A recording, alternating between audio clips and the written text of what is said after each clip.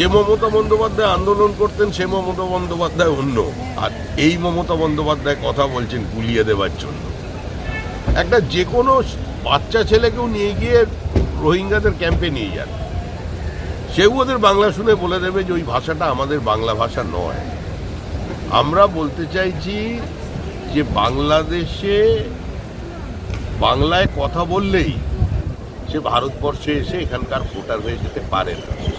আর মুখ্যমন্ত্রী বাংলাদেশি জিহাদি রোহিঙ্গাদের উপরে ভর করে চতুর্থবারের জন্য নির্বাচনী বৈতরণী পার করতে চাইছেন, এবং মুখ্যমন্ত্রীর এই অবস্থানের কারণে লক্ষ লক্ষ বাঙালি বিপন্ন বোধ করছে, যারা পরিযায়ী শ্রমিকের কাজ করছেন, ছোট ছোট চাকরি করছেন।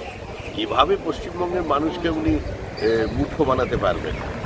বাংলার মানুষ অতটা অচেতন নয়। রাম মন্দিরে প্রাণ প্রতিষ্ঠার সময় তিনি বলেছিলেন যে জো ডরতা হ্যায় ও কাফির হ্যায়।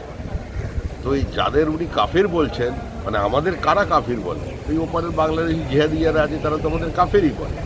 তো মুখ্যমন্ত্রী এখন ওই কাফেরদের ওপরে আক্রমণ করে উনি বাংলাদেশ বা এই জিহাদিদের কাছে কিংবা রোহিঙ্গাদের কাছে সমর্থন পেতে চাইছে।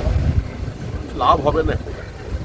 সরকারি কর্মচারীদের যেটা ন্যায্য পাওনা, তাদের সেটা থেকে বঞ্চিত করে এখন টাকা বিতরণ চলেছে, কোটি কোটি টাকা খরচা করে মন্দির নির্মাণ চলেছে, প্রসাদ বিতরণ চলেছে। এখন তো 25% দিতে পারলেন না, এবার 100% দিতে হবে। সুপ্রিম কোর্ট এবার 100% নিয়ে হিয়ারিং চাইছে, এবার পুরো টাকাটা দেবেন। আমার মনে হয় না এই সরকারের আমলে কেউ দিয়ে পারে। যতক্ষণ তৃণমূল কংগ্রেস সরকার আছে ততক্ষণ সরকারি কর্মচারী, সরকারি পেনশনভোগীরও কোনো ভবিষ্যৎ নেই।